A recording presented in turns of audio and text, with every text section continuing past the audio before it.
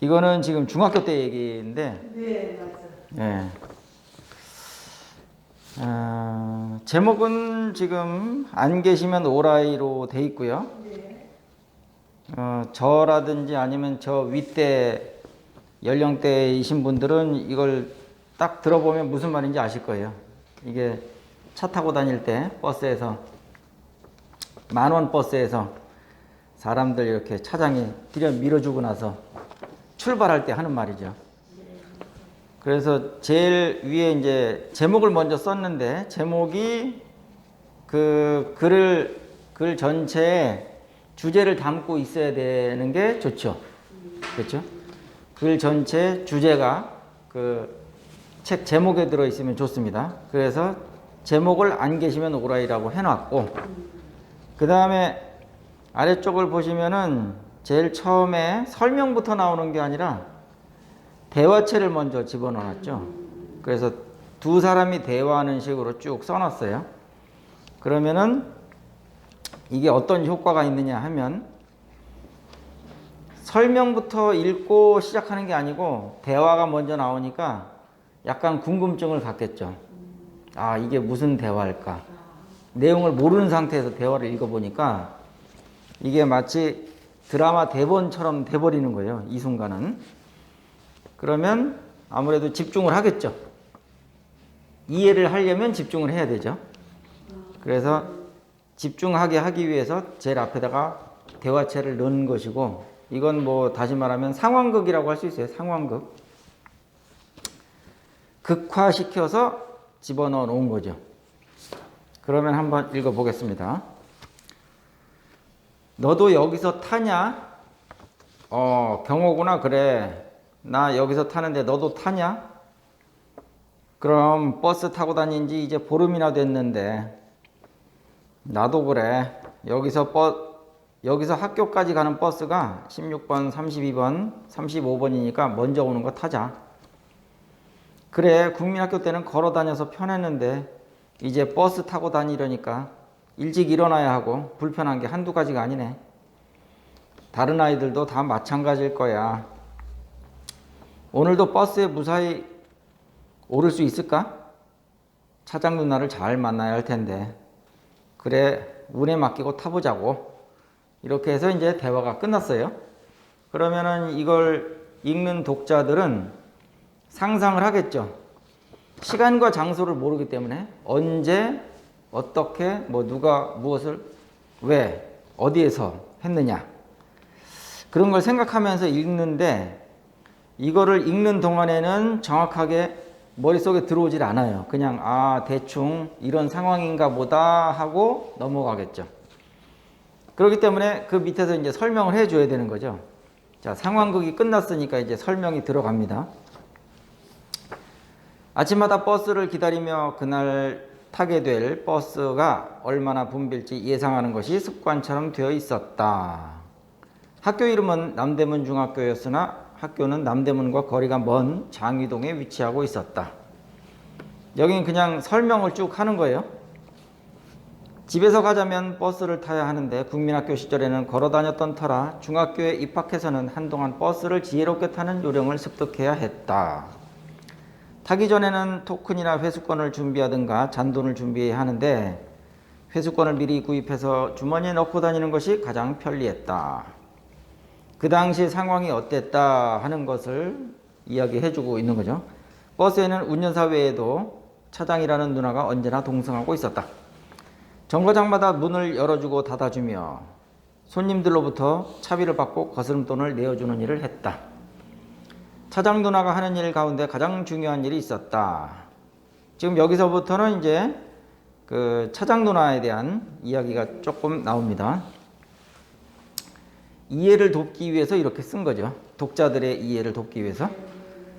물론 차비를 받고 문을 여닫는 일이 주 업무이긴 하나 특히 아침 등교 시간에는 차장 누나의 판단력과 직관력이 우리의 등굣길을 편안하게 하거나 우울하게 하는 변수로 작용했다.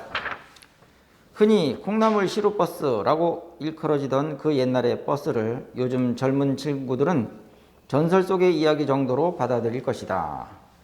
매 정거장마다 버스에 오르려는 사람은 늘 많았다. 차량 대수가 절대적으로 부족한 시절이어서 그랬던 것으로 생각하지만 승객들 입장에서 보면 제 돈 내고 자기가 타겠다는데 지나치게 푸대접을 받는 것이 아닐까 생각할 만도 했다. 일명 손님이 가장 몰리는 러시아워에는 서로 먼저 버스에 오르겠다고 아우성을 쳤다. 차장이 매 정거장마다 문을 열어놓으면 내리는 사람은 몇 안 되고 타겠다는 사람만 줄을 서 있으니 차장인들 왜 힘들지 않았겠나. 그 당시에 이런 풍경이 벌어졌다. 그런 걸 얘기하고 있습니다. 차장은 푸시맨이 되어야 했다. 요즘은 지하철 환승역에서 이런 장면이 연출되곤 하지만 그 당시에는 버스에서 이런 일들이 벌어졌다. 차장이 남자인 경우는 본 적이 없으니 모두 여성이었을 것이다. 그러니 푸시 우먼이라고 해야 맞을 상황이었다. 정거장에 도착하면 차장은 내릴 손님들을 내리게 도와주고 나서 타려고 대기하고 있는 사람들을 태우면서 묻는다. 여기까지 하고 나서 그 다음에 이제 아주 임팩트 있는 문구가 딱 나오죠. 이 글의 주제가 될 수도 있어요. 안 계시면 오라이 해놓고 그런 다음 버스 문 바로 옆 넓은 철판면을 손으로 2번 땅땅 하고 3개 두드린다. 그 소리를 듣고 운전사는 차를 출발시킨다. 그와 동시에 사람들을 온몸으로 밀어놓고 차장도 간신히 자기 몸을 문 안에 들여놓고 닫는다.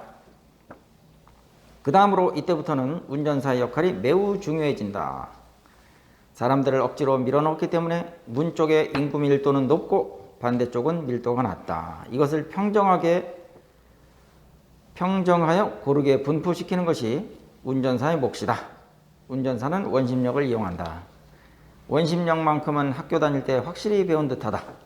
출발할 때 2차선을 달리다가 서서히 1차선 쪽으로 진입하는가 싶으면 이내 핸들을 꺾어 2차선으로 급히 방향을 튼다. 결국 버스 차체는 작은 반원 형태를 그리며 버스 내부의 원심력을 일으킨다. 옛날에 이런 버스 타보셨죠? 많이 타보셨죠? 예. 그러니까 차장이 밀어넣으면은 차장 쪽에는 사람들이 이렇게 몰려 있는데 반대쪽은 좀 느슨하단 말이에요. 그러니까는 이거를 강제로 분포시키기 위해서 슉 한번 돌아버리면은 한쪽으로 쏠리니까 이쪽에 있던 사람이 저쪽으로 가게 되는 거죠. 문이 있는 우측에 몰려있던 승객들은 반대편인 좌측으로 쏠리고 인구 밀도는 좌와 우가 같아진다. 이렇게 해서 승객들이 좀 더 고르게 분포되게 돕는 것이다. 그러나 콩나물 시루처럼 빽빽하게 들어찬 버스 내부의 사람들은 균형을 잡기도 어렵고 발을 어디에 놔야 할지도 모른 채 차가 흔드는 대로 몸도 따라 흔들린다. 가방을 들고 있지 않아도 되었다. 그저 살짝 들어 배 위쪽으로만 위치시키면 된다. 사람과 사람 사이에 끼어있는 가방은 공중부양한 채로 몸에 붙어있으니 굳이 들고 있을 필요가 없었다. 아주 재밌었죠. 네, 책가방이 상당히 무거운데 그거 그냥 들고만 있어도 옆 사람들이 밀어주니까 그냥 공중에 떠 있는 거예요. 중고등학교 시절의 추억을 떠올려 보면 그렇게 불편하게 살면서도 사람들은 그다지 불만을 표시하거나 불행해하지는 않았던 것 같다. 버스에 에어컨을 설치하지도 않았고 지하철도 변변하지 못했다. 거의 대부분의 사람들은 살림살이가 팍팍했고 모두가 치열하게 살았다.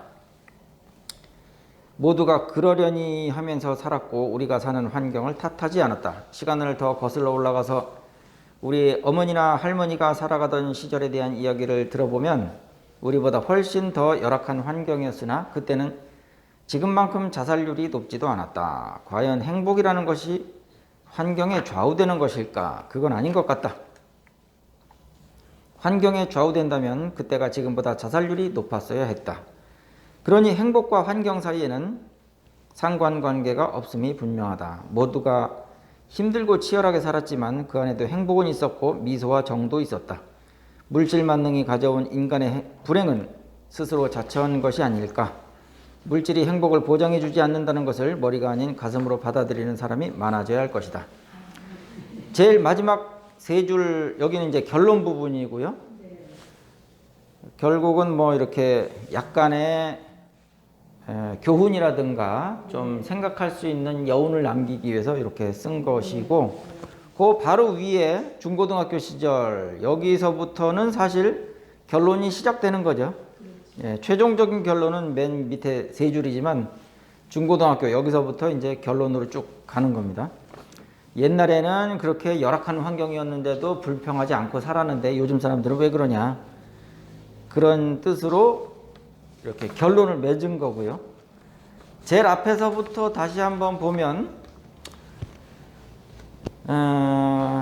제목을 맨 먼저 딱 써놨고, 안 계시면 오라이라고 해놨고, 바로 설명으로 들어가는 게 아니라 상황극을 만들었어요. 그래서 궁금증을 자아내면서 독자들이 이 글의 내용 속에 빨리 빠져들게끔 만드는 그런 장치를 했다, 그렇게 이해하시면 되겠고, 그 다음에는 구체적인 설명이 나오는데 에피소드를 중심으로 쓴 거죠.